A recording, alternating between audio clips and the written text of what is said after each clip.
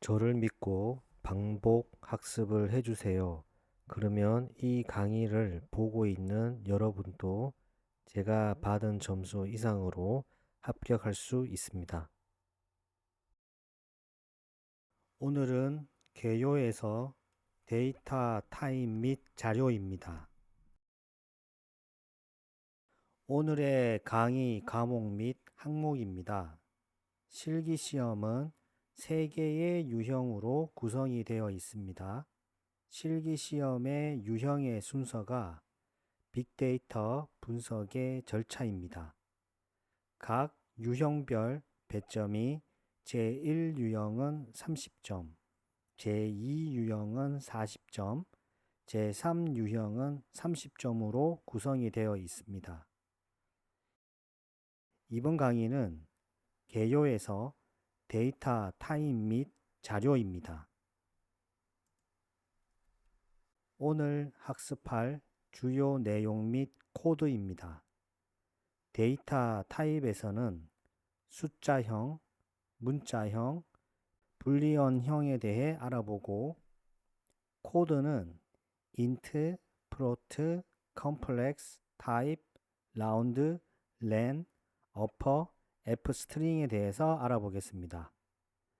연산자에서는 비교 연산자, 산술 연산자, 복합 대입 연산자를 알아보고 비교, 산술, 복합, 대입 연산자의 기호 등에 대해 알아보겠습니다. 데이터 자료에서는 리스트, 튜플, 셋, 딕셔너리에 대해서 알아보고 코드는 min, max, append, remove, sort, add, discard, keys, values, items에 대해서 알아보겠습니다.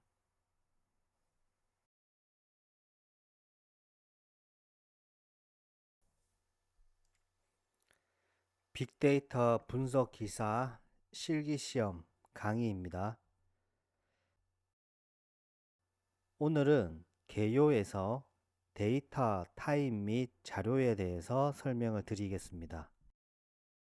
데이터 타입에는 숫자형, 문자형, 불리언형이 있고 연산자에는 비교 연산자, 산술 연산자, 복합 대입 연산자가 있습니다. 데이터 자료에서는 리스트, 튜플, 셋, 딕셔너리에 대해서 알아보겠습니다. 두 번째, 연산자입니다. 비교 연산자. 비교 연산자는 두 데이터를 비교를 할 때 사용하는 기호입니다. A는 B보다 크다, A는 B보다 작다. 이와 같이 작성을 합니다. A는 B와 같다라고 할 때 우리는 등호를 두 개를 작성을 합니다. 왜냐하면 A는 B이다 라고 할 때 등호를 하나를 작성하게 되면 파이썬에서 B를 A 변수에 할당한다라는 의미가 됩니다. 그렇기 때문에 같다, A와 B는 같다라고 할 때는 등호를 두 개를 작성을 합니다. A는 B보다 크거나 같다, A는 B보다 작거나 같다라고 표기를 합니다. 크거나 같다, 작거나 같다라고 표기를 할 때 항상 크다, 작다를 먼저 작성을 하고 같다라는 등호를 표기를 합니다. A와 B는 같지 않다라고 할 때 느낌표가 아니다라는 의미거든요. 그래서 A 느낌표 등호 B는 A는 B와 같지 않다라는 의미가 됩니다. A 변수에 10을 할당을 하고 B 변수에 5를 할당을 했습니다. 이럴 때 print A는 B보다 크다라고 우리가 출력을 하게 되면 true가 나오고요. A와 B는 같다.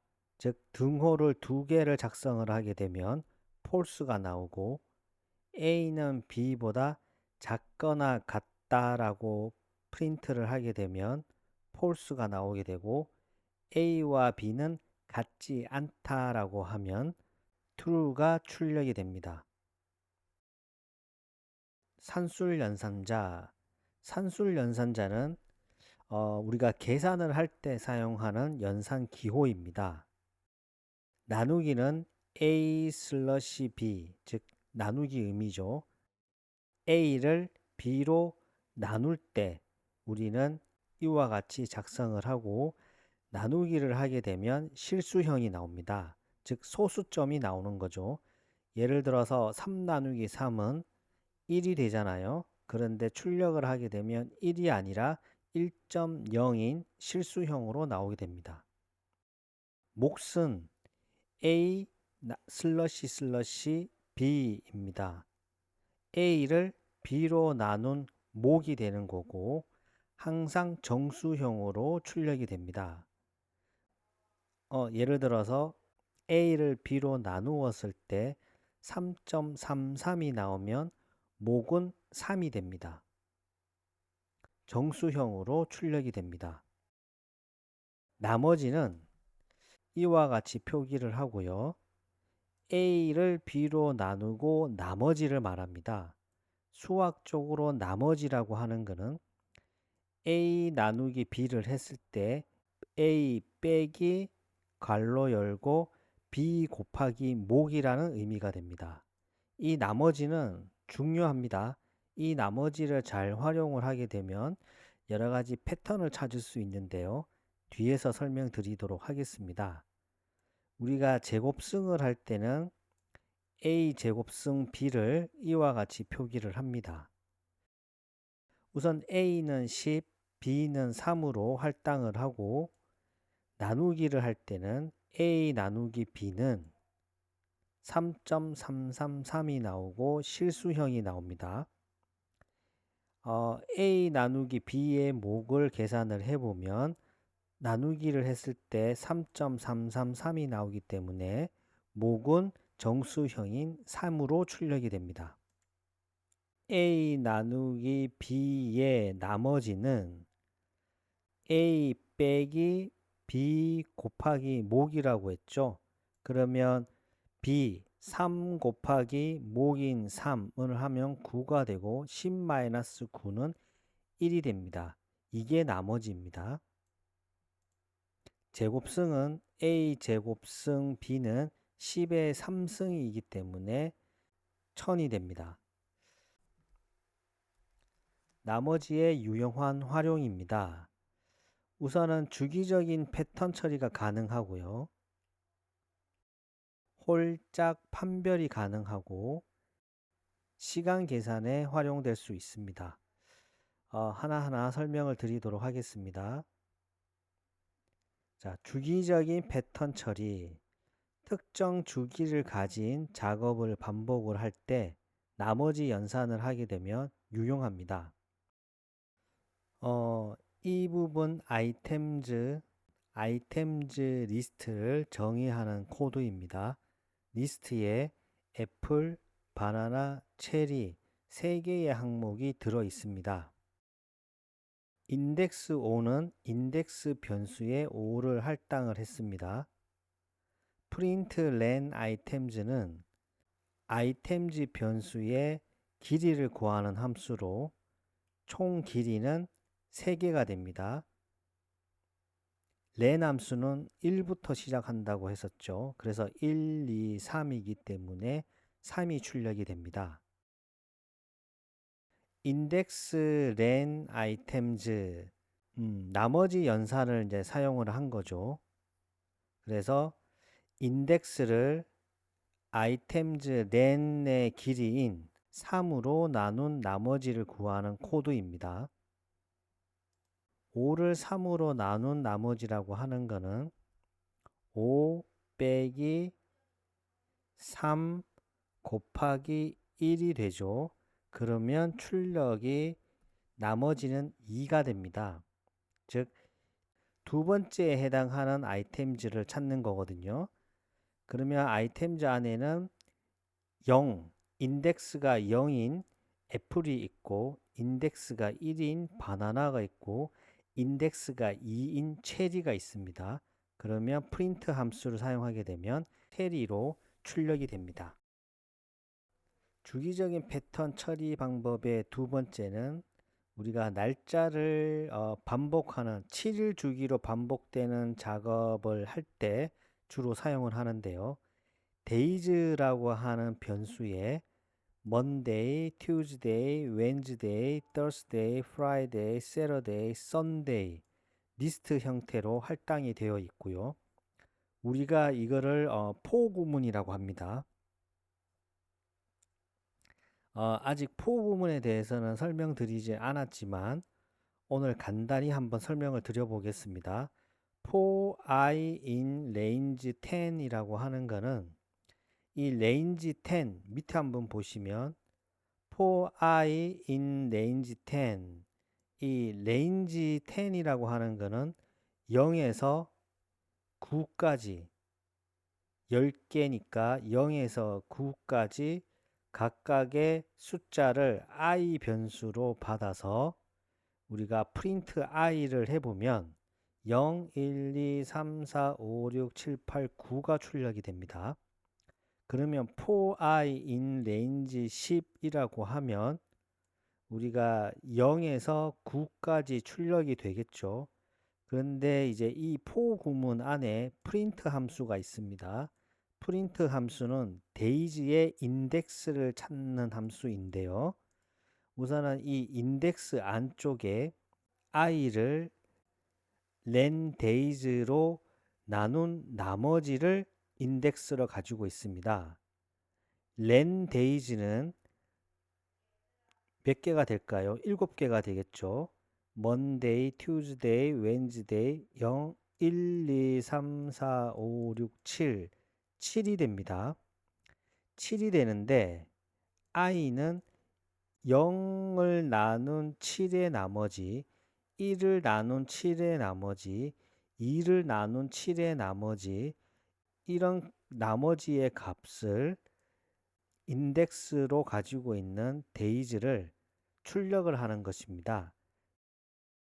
예를 들어서 i가 1이 왔을 때 한번 계산을 해 보겠습니다.